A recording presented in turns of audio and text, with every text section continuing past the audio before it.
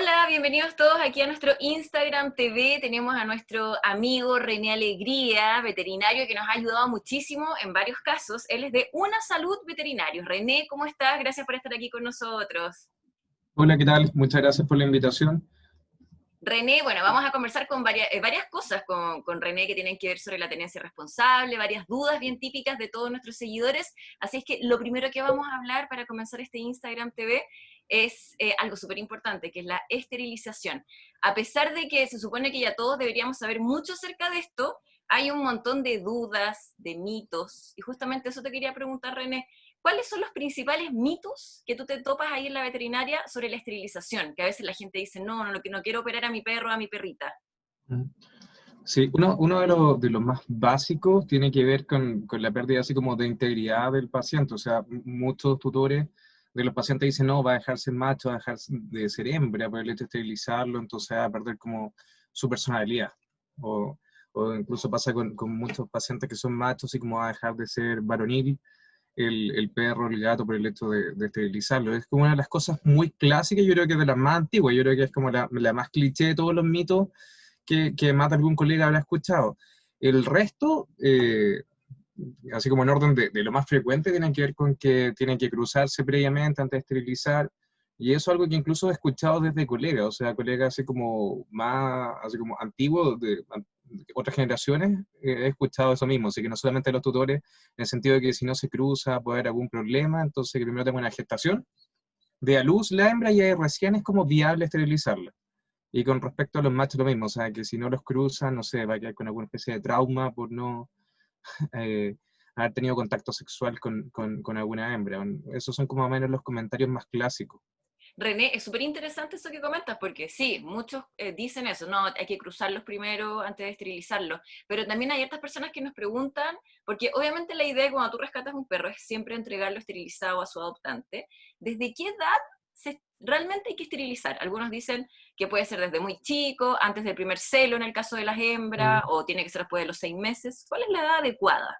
Sí, aquí viene un tema súper súper relevante que de hecho yo lo he discutido incluso con colegas o en seminarios que yo he dictado de punto de vista técnico, no solamente con tutores, porque no hay una receta de cocina. O sea, la ley promueve que sea lo más temprano posible. Algunos comités técnicos que participaron con el tema de esta ley Cholito y el resto de leyes que aparecieron, que se confunden un poco cuál era el objetivo de cada uno. En verdad le dicen ley Cholito como a todas y hay más de una, pero en general la esterilización muy temprana con los pacientes, más allá que sea una medida de salud pública, porque hay que entender ese detalle. Una cosa es el criterio de salud pública, o sea, ya acabemos con el abandono, con la sobrepoblación animal, y ojalá que sea lo más temprano posible, a rajatabla, no importa los impactos que esto tenga, porque es por un, entre comillas, bien superior. Bueno, desde ese punto de vista, claro, la salud pública es importante, entonces hay que hacerlo lo más temprano posible, desde ese criterio. Si me preguntan a mí desde el punto de vista científico, el punto de vista clínico no es lo óptimo porque trae bastantes consecuencias con respecto al desarrollo físico del paciente y respecto al desarrollo neurocognitivo. Si esto se lo preguntaran a colegas que son especialistas en medicina de la conducta, les van a decir que el hecho de esterilizar muy tempranamente también altera cierta parte de la arquitectura del cerebro, haciendo prevalecer o incluso potenciar algunos desórdenes conductuales que tienen a veces los pacientes por no haber socializado con su familia, o sea, con su hermanito en la camada, con la madre, o sea, tener todo el desarrollo normal de apego familiar, porque los detectan tempranamente, listo, los venden, los tiran a algún lado y los pueden tener que ser rescatados. Bueno, todo ese tipo de cosas se pueden perpetuar esos defectos si se hacen muy tempranamente. Y con respecto al efecto de hacerlo tardíamente, es decir, esperar el ciclo completo de desarrollo del paciente desde el punto de vista físico, o sea, que alcance la adultez y la maduración física, que sería el óptimo médico. Pero algunos o sea, están en contra de eso, algunos colegas van a decir, no, es que la gente es demasiado irresponsable, el comentario clásico, y es imposible que no lo crucen de aquí a, por ejemplo, que cumpla un año.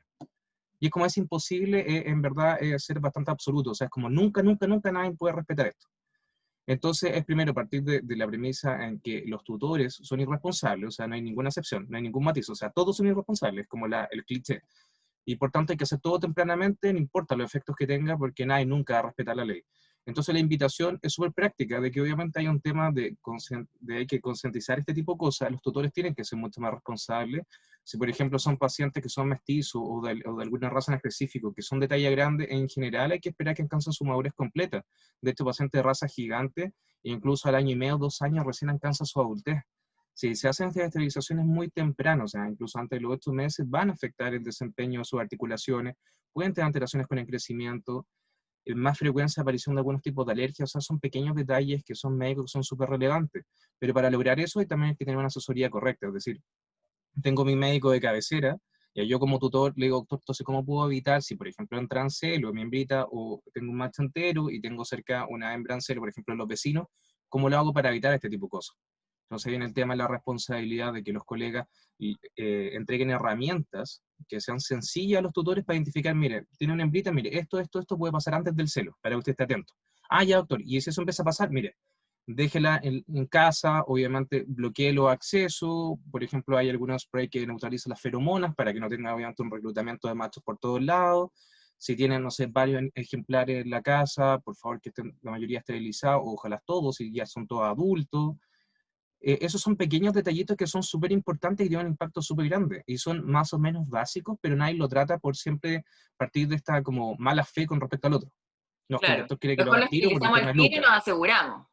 Claro, y los colegas con respecto a tutores, no, es que nunca me hacen caso. Sí, nunca, nunca, nunca pescan. Entonces tampoco le explico la receta, también pasa en medicina humana, porque no creo que me entienda. Entonces siempre partan de la premisa que el otro no va a entender, y los tutores se quejan de los médicos, médico veterinario, médico humano, en el sentido de que el doctor no me tiene paciencia, no me tiene empatía y no me explica qué métrica es lo que va a hacer. Entonces al final en que hay como esa desconexión de empatía, es que quedan estos problemas de salud pública que son bastante graves. O sea, si hay una comunicación, hay una simplificación del lenguaje, estas cosas deberían ocurrir bastante menos.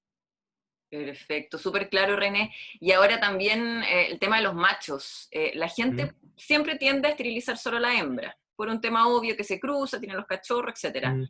¿Por qué tú recomiendas esterilizar también a los machos, castrarlos? Hay mucha gente que dice justamente lo que tú decías en un comienzo. ¿Mm? No, es que le quitas su hombría, es que no sé ¿Mm? qué, que lo va a pasar mal el perro. ¿Por qué hay que sí o sí esterilizar, castrar a los machos? Sí, porque obviamente corresponde a un tema de que la especie que estamos tratando, o sea, perro y gato, hay macho y hembra, entonces por tanto necesitamos los dos para completar el ciclo reproductivo, algo medio obvio, entonces obviamente para uno cortar el ciclo directamente tenemos que tener ambos sexos que sean, o sea, volverlos estériles, o sea, al macho hacer la castración respectiva, a la hembra esterilizarla, porque claro, controla la hembra, que sería en este caso así como el vientre que va a gestar, pero obviamente necesita un macho para que esa hembra quede preñada. Entonces, mientras el resto esteriliza a la hembra, los machos pueden seguir dando vuelta por ahí hasta que encuentren una hembrita que esté en serio en una casa, pueden saltar a la casa, pueden generar jaurías muy grandes. Entonces, el hecho de que hayan animales que estén abandonados generan jaurías, o sea, además la mayoría son machos enteros, y por ejemplo se encuentran con una hembrita, no sé, que la sacan a pasear y está en hembra, o sea, está en celo, el efecto obvio es este ataque en jauría, si está el tutor justo pasando su hembra, puede ser atacado por tratar de intervenir. Entonces, tiene que ir un poco con la dinámica social en los cánidos. Entonces, por eso que lo óptimo es que obviamente se haga con ambos. Si la pregunta que muchas veces a mí me ha pasado clínicamente, doctor, tengo un macho y una hembra en la casa, ¿con cuál parto primero? Entonces ahí en verdad la decisión, algunos como no, ya entonces el doctor va a decir el macho para quedar así como bien socialmente, es como ya no solamente las mujeres tienen que hacer esto, sino que los machos. Claro. Entonces el doctor, no, pero es que tú te estás discriminando porque los machos, no, sí, tienen el mismo nivel, si obviamente se requieren los dos para reproducirse. Ahí en verdad hay criterios médicos, o sea, cuál de los dos tiene mayor edad, por ejemplo, uno de raza pequeña, por ejemplo, la hembrita, entonces no hay que priorizar porque los pacientes de raza pequeña, miniatura, maduran sexualmente antes, entonces con ella se podría partir. O por ejemplo, la hembra es de una raza gigante, por tanto sabemos que va a pasar muchísimos meses hasta que entre su primer celo, a menos que tenga algún desorden y sea muy prematura, entonces hay que priorizar el macho. O incluso no poner la balanza a condiciones médicas que ha pasado. Por ejemplo, a mí me ha tocado pacientes que a veces tienen trastornos de coagulación, defectos congénitos, en que hacen muy riesgoso el tema de que sea temprano un procedimiento quirúrgico, el tipo que sea, entonces elegimos cuál de los dos sexos es el que está presente en la casa, pero cuál es el que tiene menos riesgos médicos para una cirugía, ese tipo de cosas. Entonces, en verdad hay que ponerlo caso a caso, pero ojalá si se pueden hacer con ambos y ambos cumplen con las condiciones de salud, no hay ningún problema, o sea, no daría ninguna así como preferencia por un sexo o el otro. Muchas veces los criterios son netamente así como para quedar políticamente correcto a quien se puede sentir mal con el comentario. Entonces eso deja de ser científico, deja de tener rigor, las recomendaciones más que para caer bien con la gente. René, y sabemos, bueno, yo también por médicos y leyendo mucho y todo, uno sabe que cuando uno no opera nunca a la hembra, ¿Mm? ¿Es verdad que hay riesgos de cáncer, problemas en el útero? ¿Hay también Sí. riesgos médicos si no la operas? A pesar de que la cuides y a lo mejor no se Mm. cruce tantas veces. Sí, sí, aquí viene otro de los temas que son como bastante cliché desde el punto de vista médico, porque esto yo lo trato incluso con mis alumnos, porque de repente este tipo de preguntas que me haces tú, también se le cuestionan los alumnos, también se lo cuestionan colegas. Entonces, gente, estos cuestionamientos nunca se desarrollan correctamente, o sea, siempre quedan como, bueno, es que hay que hacerlo. Es como recetas de cocina, pero nadie nunca profundiza en verdad el por qué. Por ejemplo, sí, es cierto que si es una hembra entero o un macho entero, es decir, tienen su órgano reproductivo ahí, siempre el riesgo está presente de que esos órganos se enfermen. Es algo un poco así como lógico y tonto, pero es como, por ejemplo, el hecho de tener piel, pues, sé que me pueden pasar cosas en la piel, manchas en la piel, lunares, extraños, cáncer en la piel. Lo mismo pasa con los órganos reproductivos. O sea, el hecho de que el macho sea entero, cuando avance su edad, o sea, desde los 6 años en adelante, que ya en caso de ser un paciente maduro o adulto un poquito más avanzado, aumenta considerablemente el riesgo de presentar cáncer testicular, problemas en próstata, quistes testiculares, torsiones y otras cosas. Pero ese riesgo no es que sea al 100%, como muchos han hecho creer, como no, el hecho de tener el macho entero, siempre va a tener cáncer testicular. No es así. Lo mismo pasa con las hembritas, o sea, yo desde el punto de vista oncológico, que además me he dedicado a investigación al tema, esto incluyendo si lo comparamos con las mujeres, las perritas tienen 3 veces más riesgo de presentar cáncer mamario que las mujeres, cosa que es bastante, bastante. Pero eso no significa que sea el 100% de probabilidad. O sea, si por alguna razón esta hembrita no se puede esterilizar a primer celo por la condición médica, económica o lo que sea, pero no se ha apareado y, por ejemplo, sigue siendo una hembra que no ha tenido nunca una gestación, obviamente tiene más riesgo que una que se ha esterilizado antes del primer celo. Se estima que la probabilidad de que desarrolle un cáncer mamario si se esteriliza antes que tuviera su primer celo es del 0,1%, o sea que es ínfimo. Pero no es imposible, porque a veces me ha tocado pacientes que yo atiendo oncológicamente en algunas clínicas como doctor, pero se la esterilizó antes del primer celo y todo, dice todo lo que me dijeron y de todas formas tuvo cáncer. Entonces me engañaron, ¿no? Es que el riesgo nunca es cero.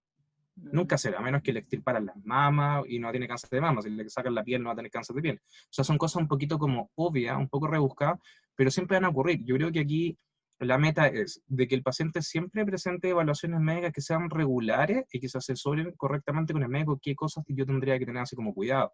Si se esteriliza temprana, o sea, antes del primer celo, el riesgo se reduce casi a cero, pero nunca a cero. Y en esos casos, ¿qué tengo que hacer? Mire, cuando usted le dé cariño a su gatito, a su perrito, porfa, revise este tipo de cosas, revise las pechuguitas, igual que en el caso de la mujer hacer el autoexamen, de que no hayan quistes, que no vea lesiones extrañas como lunares, que los pezones, no sé, secretan algún líquido, siendo que, bueno, no está preñada, estéril, o sea, en qué momento, o sea, no hay nada como lógico que explique que empieza a producir líquido, que note que se hinchen extrañamente, o sea, ese tipo de cositas y varios como protocolos básicos uno se lo entrega a los tutores, uno los capacita y pueden tempranamente detectar cosas, asistir a la consulta médica y uno puede tener mucho mejor como pronóstico con el paciente. Si uno solamente se queda tranquilo con que no esterilice y no va a pasar nada, es que después uno tiene recurrentemente pacientes con trastorno oncológico u otro tipo, porque nadie le enseña cómo hacer como un examen básico desde el punto de vista de los tutores, en qué fijarse, por eso que hay un trabajo mancomunado. Uno como médico puede examinar muchas cosas, pero también uno tiene que entregarle herramientas a la familia para que ellos estén siempre alertas de cosas que puedan resultar extrañas y puedan asistir así como a su centro médico más cercano o llamar a su médico que si lo visita en la casa, cosas así. René, nos quedó súper claro, súper interesante toda la información que nos entregaste sobre la esterilización. Obviamente las personas que quedaron con dudas, quieran ir a verte, quieran saber un poco más qué se puede hacer en algún caso en particular, que te sigan en las redes sociales. Bueno, acá abajo vamos a poner ahí el Instagram de Una Salud Veterinarios. Esa es tu cuenta además de Instagram. Sí, Así que exactamente. te pasaste, René, y nos vemos en otro Instagram TV. Chao. Super, chao.